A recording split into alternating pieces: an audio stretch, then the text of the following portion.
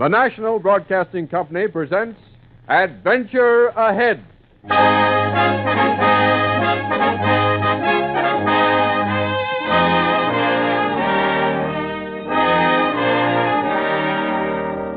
Today, Adventure Ahead takes you on what began as a title-searching trip in the Blue Ridge Mountains with the young lawyer, Jim Martin. This was Jim's first case, and he expected to encounter only a simple problem in law.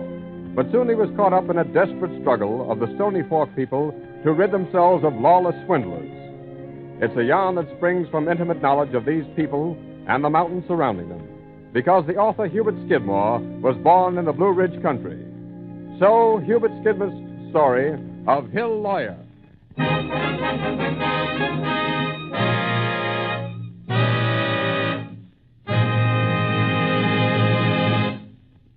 This is stage to Stony Fork? Yeah? Okay. You the only passenger? I guess I am. You'd best sit up here beside me, then. Oh, thanks. I'll be all right back here. Sit up front, mister. Okay. Last fellow sat in back, shot the driver in the back of the head. Oh, I see. So you're not taking chances, huh? No, not on strangers. Yeah.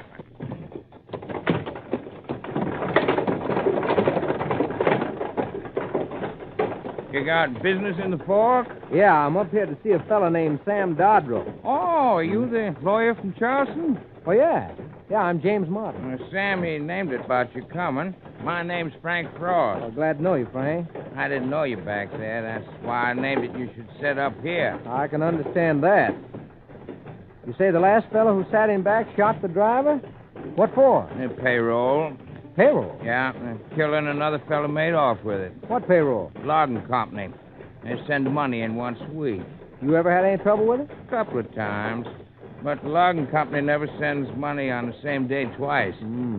I see you have a mail sack there, Some days they just send a letter. So there'd always be mail sack going across. Mm-hmm. Then no one knows just exactly when the payroll will come through. No, but that don't keep us from getting stopped.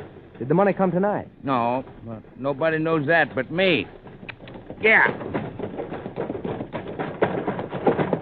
Always run them through here. A good place for him. Yeah, it certainly is.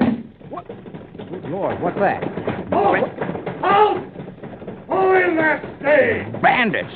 Hang on, we'll run them for it. Here! Here!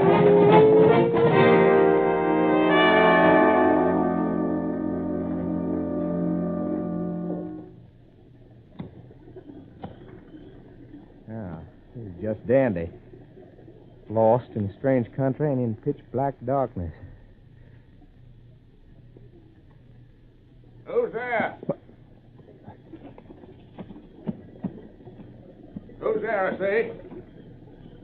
Speak up, whoever you are. What the devil? Say, who are you smuggling? Now, take it quiet there, boy. Go! You're mighty little to be fighting in the dark so careless like, boy.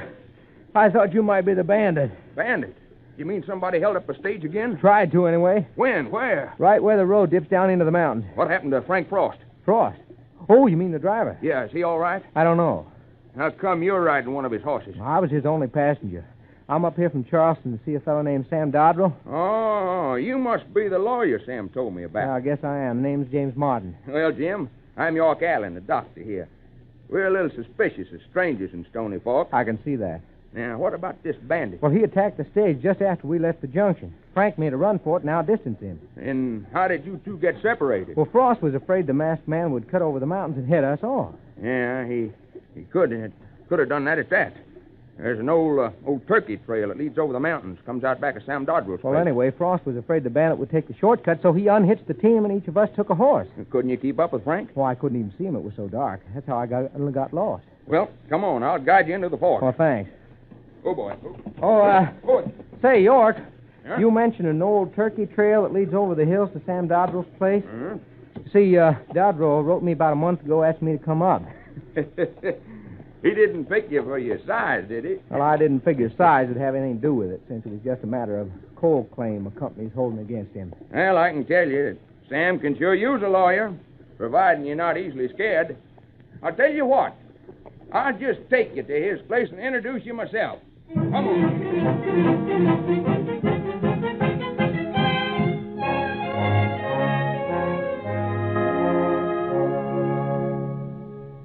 Dodrell, meet lawyer Jim Martin from Charleston. Hello, Sam. Oh, Jim? I'm here to see if I can straighten out your coal claim. Well, there ain't much size to you, is there? Oh, I don't think size matters much, Sam, since it's just a question of a point of law. I'm afraid there's more to it than that, Jim.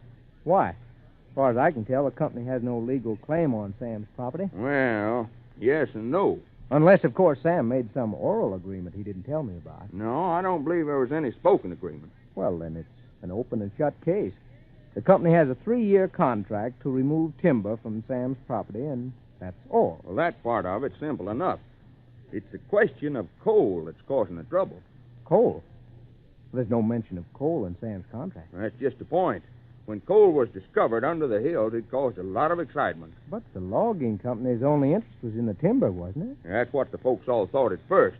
Then they found out that the company was trying to take the coal, too. They never had no right to it. There never was a word said about coal when they bought the timber. Sam's right about that. Well, then, that's simple enough. I'll just get a waiver on the company's claim from the company representative. You mean Fred Wolf? Yeah, I believe Wolf is his name. Yeah. Oh, he ain't the one to see. He isn't. Then who is? Oh, I ain't much good at talking, Doc. You tell him.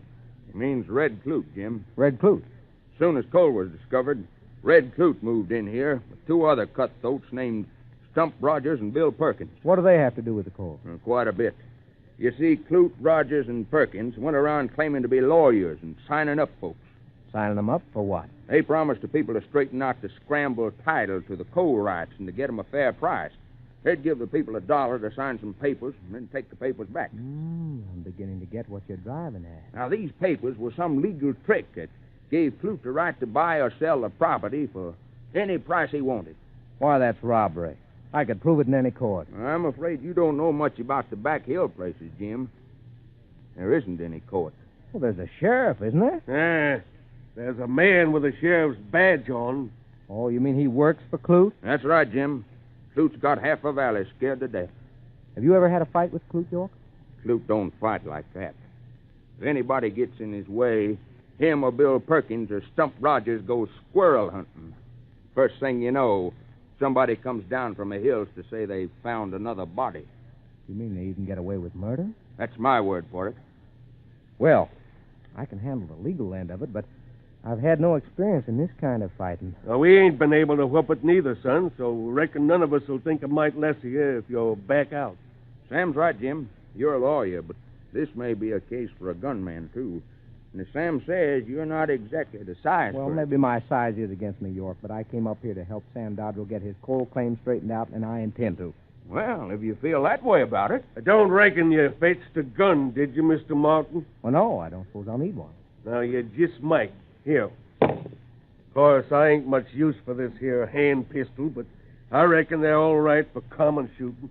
I don't know. I never shot one of these things. You better carry it, Jim. I always do when I know there's trouble ahead.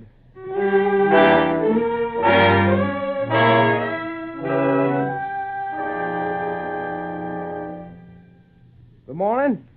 Is that the company office up there? Ain't you on the wrong side of the river, little man? I don't think so. This is the way to the company office, isn't it? You in here to buy coal?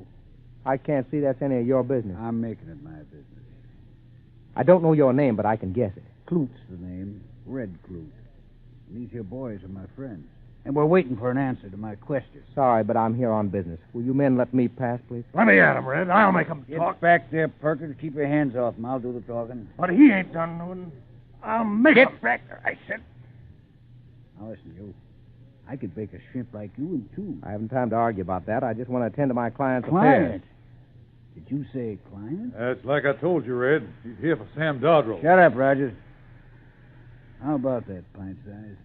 If that's what you're here for, I'm the man you want to see. Right now, I want to see the company representative. I tell you, I got the coal rights on all the Dodrell land, and I'm telling you to keep off that property, or there'll be trouble. Thanks, Clute, for the warning.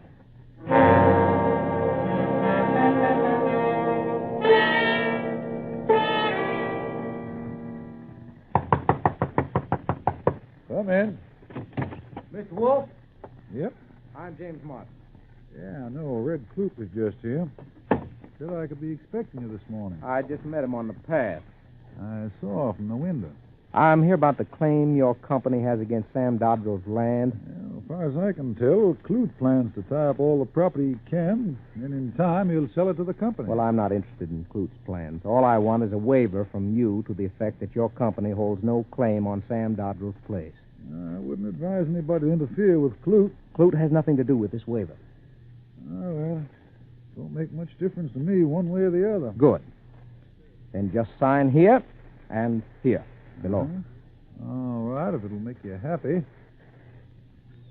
Yeah. Now, you satisfied? That's fine, Mr. Wolf. That waives any claim your company might have held on Sam Dodrell's coal. That's all you wanted of me? Oh, yeah. As far as I'm concerned, this waiver closes the case. Sam Dodrell's property is absolutely clear. And if you've finished what you come up here for, young fella, take my advice and get out of this valley as fast as possible. We'll see about that. You know, men have been killed around here for lots less than happened out there on the path between you and Red Clute. And maybe this town needs a cleaning. Yeah, I know there's been a lot of things going on around here that shouldn't, but you're mighty little to try fixing them, mister. Now, next time Bill Perkins decides to take a swing at you, Red Clute might not feel like stopping him. Well, I'll just go on minding my own business, Mr. Wolf, and that of my client. And thanks for the waiver.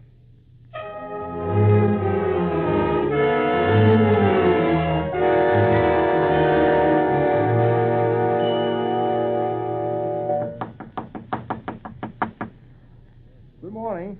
Is Sam Dodrell home? Who are you? What are you wanting to know first? I'm Jim Martin, Mrs. Dodrell. A lawyer from Charleston. I'm trying to clear up Sam's coal title. Oh, well, land sakes alive. Sam, he named it to me about you coming.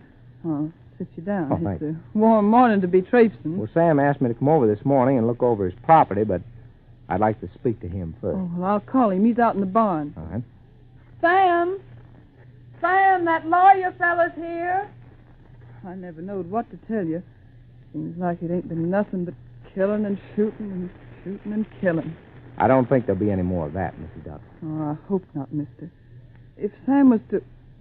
Well, if that was to happen, I'd go plumb out of my mind. Oh. Howdy, Mr. Martin. Hello, Sam. Well, our little case is all cleaned up. I was down to see Fred Wolf a while ago, and he signed a paper releasing all claim which the company might have had on your property. Oh, what did Red Clute say? Clute? I didn't mention it to him. Just the same, Clute's out to get all the coal land he can, including mine. We'll handle him, Sam. Right now, though, I'd like to make a trip around your place so I have an accurate description of the property to attach to this waiver. Oh, now, be careful. No telling who you're liable to run into again the hill. Oh, I don't expect any trouble. Where will I strike the north line of your property, Sam? Well, now there's a jagged cliff. Yeah. You can't miss it. Then the fence will start back down the hill past an old abandoned cabin on the back property. You'll see it. Yeah, I'm sure I will. And I may stop by again after I've ridden around. And please, Mr. Martin, don't let no shooting get started. Like Doc Allen says, one killing always leads to another.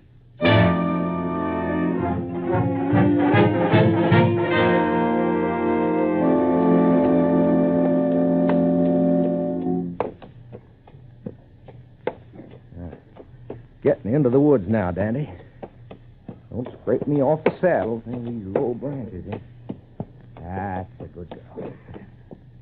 Yeah, pine needle's almost like a carpet. Should sight that jagged cliff about... Yep, there she is.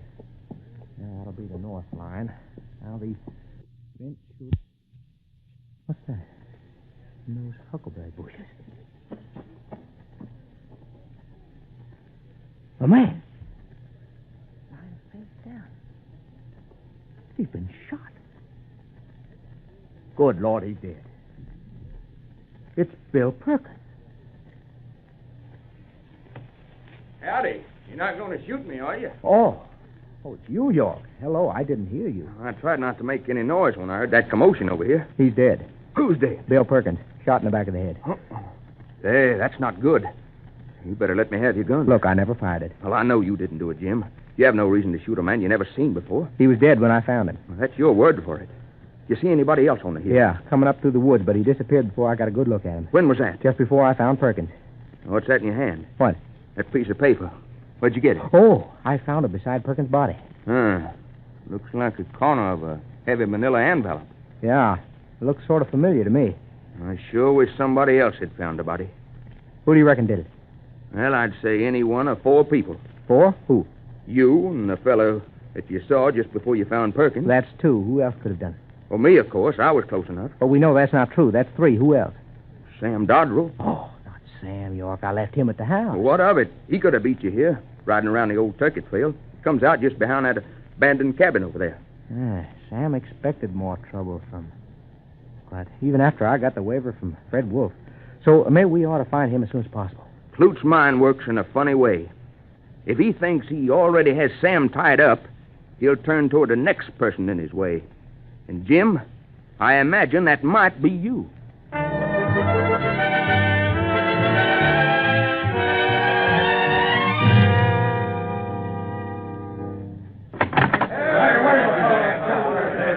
We want to know who shot him, I say.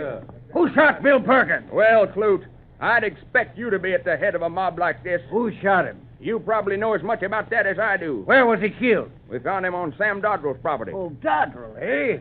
Where's that low-down coyote? Right here, Clute.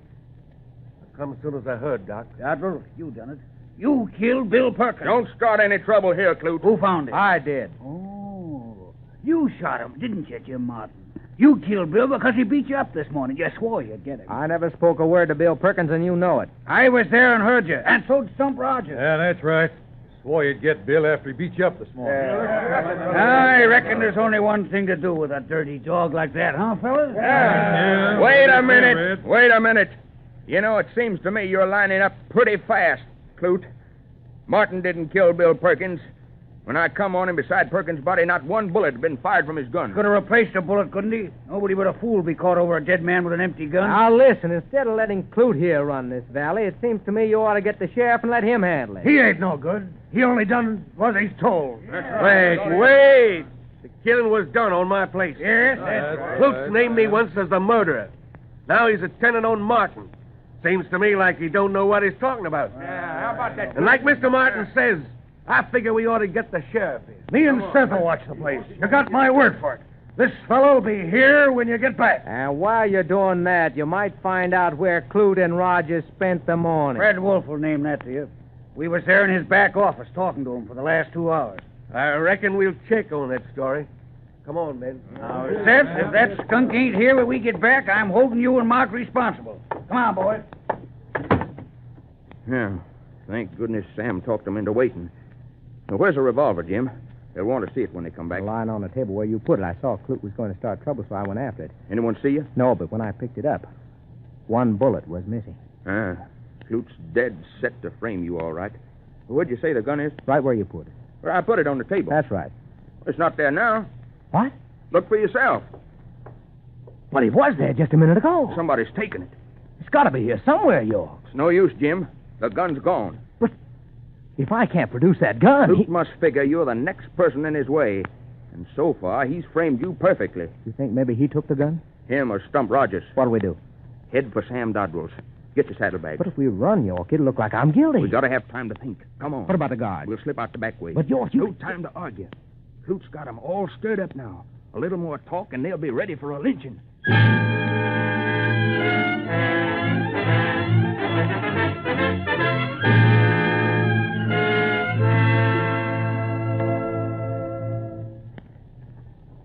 Howdy, men. I sort of figured you two'd strike out for here. What took you so long? Came around back to the mountain to avoid Clute's gang. Frank Frost rode over a while back. He'd been down at the fork. What's happened? Clute's getting them all fired up and ready to hang Mr. Martin as soon as night comes on. 2 or 3 hours, not much time. Enough, maybe, because I think I've got a lead on who killed Perkins. What's that? I think so, but first I want to see the stage driver. Frank Frost? That's right, my companion of last night. But the company payroll didn't come in, you know that. That's just it. It's still due. Well, yeah, but... It's just an idea of mine, York. If nothing happens, I'll meet you and Sam back here just before sundown.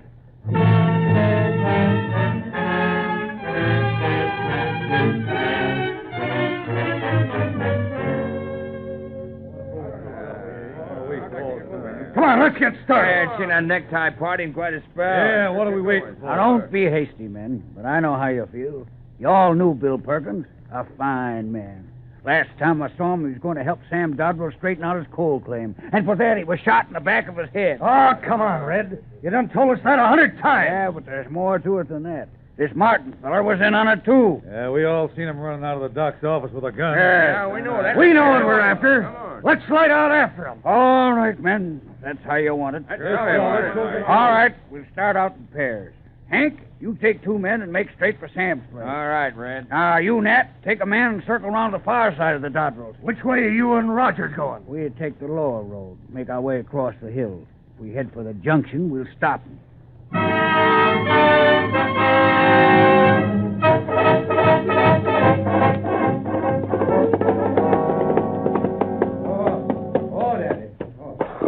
Jim, is that you? Yes, York.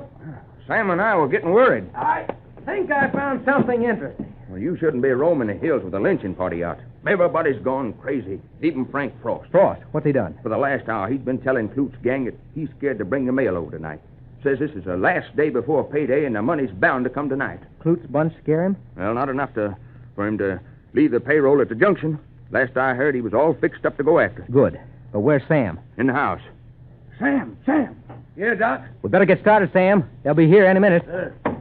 York, remember last night you told me about an old turkey trail that led back of Sam's place? Sure. And last night you said that same trail cuts across the mountain and meets the road to the junction? Well, that's right, it does. In other words, a man on horseback could ride from the junction to that old abandoned cabin on the back of Sam's place without going through Stony Fork. Well, I reckon so. How about that, Sam? Well, tain't used none much, but I reckon a fella could get through. Good. Let's get a move on, then. We don't want to run into Clute's gang. Yes, but where are we going? To the old abandoned cabin at the back of Sam's property.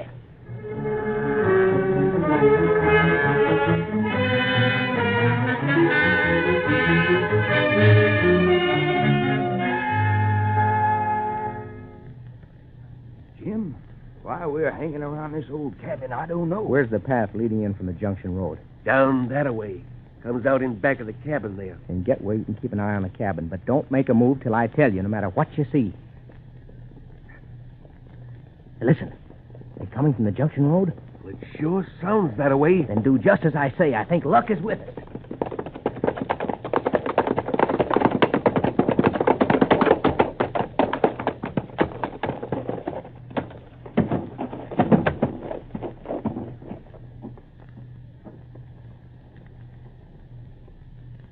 Follow me.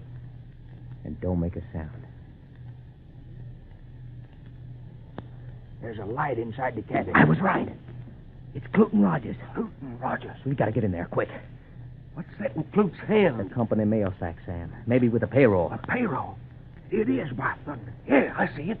It was them all the time using my place. Throw down that gun, Clute, and come out. Shoot above his head, Sam. He threw the mail sack out in the window. Drop your guns and come out, Clute, or we'll shoot to kill. Oh, don't shoot. Let me out of here. Come on, Rogers, and bring Clute with you. Ah, Clute's done shot out the lantern. The cabin. He set it afire. Jim, come back here. Where you going, To boy? get the mail sack. Come back, Martin. They'll shoot you down. The whole cabin's ablaze. They'll have to run for it. Don't shoot.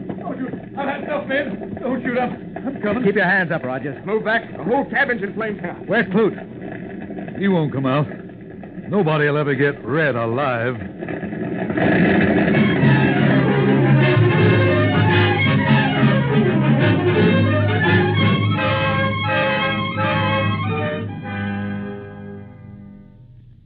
Well, I figure we can start back now. There ain't no wind. Nothing hereabouts will burn. Hey, that ought to be Frank Frost. Hi there, Mr. Martin. Howdy, Frank. Howdy, Frank. You come here all right? Yes, Frank, it worked fine. You all right? Sure. Went off slick as a whistle. Ah. I done just what you said. You done what, Frank? Mr. Martin figured it was Clute after the mail last night, so he told me to spread the word round that the payroll was bound to come tonight, this being the last day before payday. Well, how'd you figure it was Clute after the mail? Well, I first got the idea when I talked to Fred Wolf this morning. Fred Wolf? What did he have to do with it? Well, when he tried to protect Red, knowing that Clute was buying coal right out from under the company. I knew something was wrong. Well, I figured maybe he tipped Clute off when the payroll was likely to be arriving. But how did you figure that Clute would try for the payroll tonight? Remember how the men were roaring to lynch us when they left your office, York? Yeah, I was surprised at the time that Sam was able to talk Clute into waiting. Well, it gave me the idea that Clute had something else up his sleeve. I wondered about that myself. I took a chance and had Frank pass the word around that the money was sure to come tonight. Clute was using a posse to draw attention away from him and Rogers. Exactly. Remember that little scrap of paper I found beside Perkins' body? The one you said looked familiar to you? Uh-huh. Well, I remembered the company envelopes I had seen on Fred Wolf's desk and figured that scrap would match. But what gave you the idea Clute was using the old abandoned cabin on Sam's place? It was a perfect hideout. Now I begin to see why you were interested in that old turkey trail that leads across the mountains from the junction. Yeah, but who killed Perkins and why? Red Clute. He thought Perkins got the payroll last night and refused to split. And you figured all this out from a little scrap of paper. Well, the scrap set me on the right track. I spent the afternoon here at the cabin making sure. But how could you be sure? I found the rest of the envelope.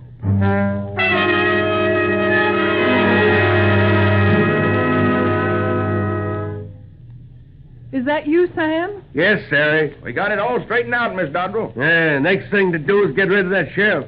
What about you, Jim? You'd make a good sheriff.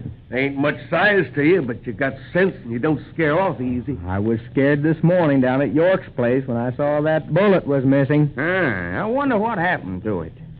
Hey, you, Rogers. Hey, come on. What happened to that bullet? Well, I took it. Figured it'd make things look worse. And I took that gun. When I seen the bullet was missing, I took it so's Doc or you wouldn't get into trouble. Well, that clears it all up then. Well, come on in the house, Mr. Martin. I think the folks will like to see you. After all, you're part of the family now.